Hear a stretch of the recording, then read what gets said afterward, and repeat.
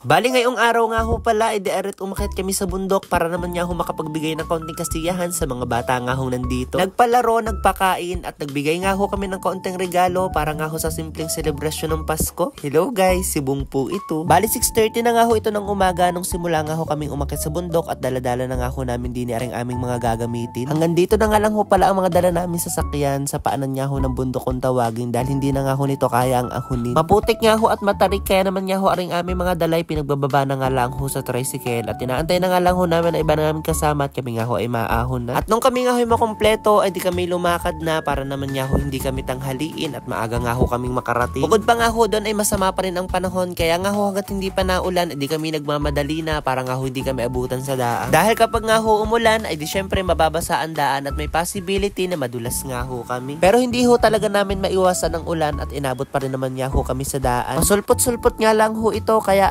diretso pa nga rin ho kami. Ang schedule ho talaga ng pag-akyat namin dito ay dapat before Christmas pa. Pero dahil wala nga hong tigil ang ulan noon, kaya nga ho na-postponed muna. At ngayon nga ho ang naging usapan na lang naming mga SK dahil nga ho pakilasan namin ay hindi na rin naman gaganda ang panahon bago nga ho matapos ang December. Ay di rain or shine nga ho at tutuloy na kami ngayon. At sa mahigit isang oras nga ho naming paglalakad ay di arit nakarating na nga ho kami sa Sitio Mamalaw at dumaretso na nga ho kami din sa may school. At pagkarating nga ho namin dito ay may mga bata na rin namang nag-iintay kaya naman nga ho wala na kaming sinayang na oras at inumpisahan na nga ho namin ari nga ho ang aming mga lutuin. 6 na kilong lugaw nga ho palang lulutuin namin at ito nga ho ang aming memeryendahin. Tamang-tama nga ho at napakasarap ng lugaw kapag nga ho na rin napakalamig ng panahon. Ang naging struggle nga lang ho namin sa paglulutong ito ay di sobrang hirap nga ho magpaliab ng apoy dahil basa nga ho ang kahoy. Kapag pa naman nga ho basa ang kahoy ay di napakamausok at napakasakit nga ho sa matang magluto. Pero thanks God naman nga ho at kahit gayon ay di nakapagpabulak kami at nakaluto na nga ho kami ng isa. Di nga man din ho 6 na kilo are kaya naman nga ho ang ginawa namin para sabay-sabay maluto ay di arit amin na nga ho pinagtatluhan. At nung napansin nga ho namin na halos lahat ng bata ho ay nandini na ay di sabi nga ho ni SK habang nagluluto pa nga ho nung ibang lugaw ay di ako'y lumabas muna at magpalaro nga ho sa kanila. Mga simpleng palaro lang naman nga ho ito kagaya ng putukan ng lobo dahil masarap ipalaro ari sa mga bata at talaga naman nga ho nakakatuwa. Nung una pa nga ho walang gustong sumali dahil nga ho sila'y mga nahihiya pero nagawaan pa rin naman ang paraan at sabi ko ay meron nga hong pa-premyo. Akala ko pa nga ho nung una hindi ko talaga mapipilit maglaro ang mga batang ito pero habang naglalaro are kitang-kita nyo naman at mukhang nag-e-enjoy talaga ho sila. At para talaga nga ho mas masaya di aret sabi ko kahit talo basta naglaro ay meron nga hong pa-premyo. Kaya naman nga ho nung sunod na palaro namin ay di lahat nga ho ay kasali at Gina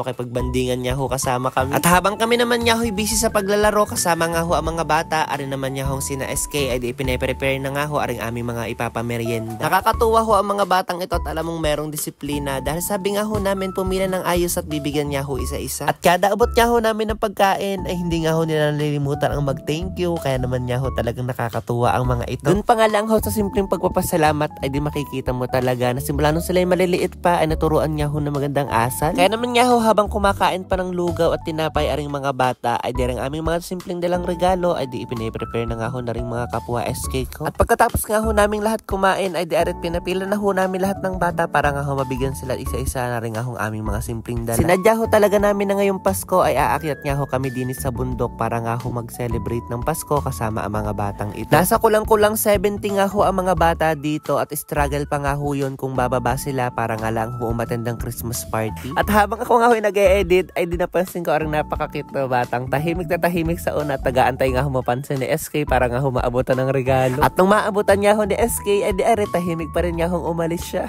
Alam nyo gaho na mga ganitong bata ang masasarap bigyan ng regalo ngayong Pasko. Dahil kahit simpleng tumbler nga lang ho ang laman nito ay makikita mo pa rin yung excitement sa kanila sa pagbubukas nga ho ng kanilang mga natanggap na regalo. Ganyan nga lang ho namin kasimple sinelebrate ang Pasko pero alam ko magiging memorable nga ho ito lalo na sa mga bata na nandito. Kaya naman nga ho bago mag 12:00 ng tanghali ay di aret medyo uminit na kaya naman nga ho napagdesisyon na namin na kami nga ho ay bababa na. At kanina nga ho habang packet kami din sa bundok ay na-realize ko na way back 2019 ito nga ho pala ang unang content ko nung pumasok nga ho ako sa mundo ng vlogging. February 2, 2019 nga ho nung umakyat kami din sa Mamalaw kasama ko nga ho ang mga kaibigan ko. Same day edit pa nga ho yun kaya naman nga ho February ng gabi ay di naka-upload na nga ho ako at sa YouTube pa nga ho yun. Medyo mataas na rin ho ang bundok na ito dahil kapag nga ho ikay nandini sa taas ay tanaw mo na nga ho yung Monte Maria din nga ho sa may Batangas. At habang kami naman nga ho ay pababa ay nagkita pa nga ho kami dito ng baboy ramo. At fast forward na nga ho pagka uwi ko din sa bahay ay di ako naman nga ho ay dadaretso papunta nga nga ho sa Kalapan. After nga ho ng ating SK duties, ay di tagapagmana duties naman nga ho ako ngayon. Kahapon pa nga ho nagpapasama ang mama papunta sa Kalapan at sabi ko nga ho ay ngayon na lamang. Ay di ayun nga ho at pagkarating ko ay sabi ko ay pagpahingahin niya lang ako ng 1 oras at di are, mapunta na nga ho kami. Bukas ko na nga lang ho i-share sa inyo kung ano nga hong ginawa namin sa bayan kasama nga ho aring mama. At dahil matagal-tagal na rin naman nga ho tayong hindi nakakapag-shoutout, ay di for today's video magsha-shoutout nga ho muna ako. Unang-una ay di shoutout nga ho munang lahat sa inyo. Shoutout naman nga po kay Sir Journey Ariston. Shoutout din po kay Ma'am Del Marie Castro from Imus, Cavite. Shoutout din po kay Ma'am Angel Fernandez,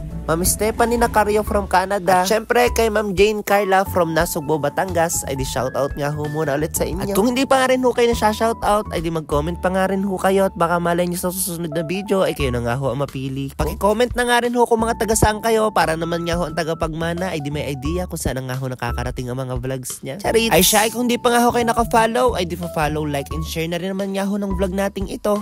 Ay paano? Ay di sa isang araw na lang po ulit ha. Harurut!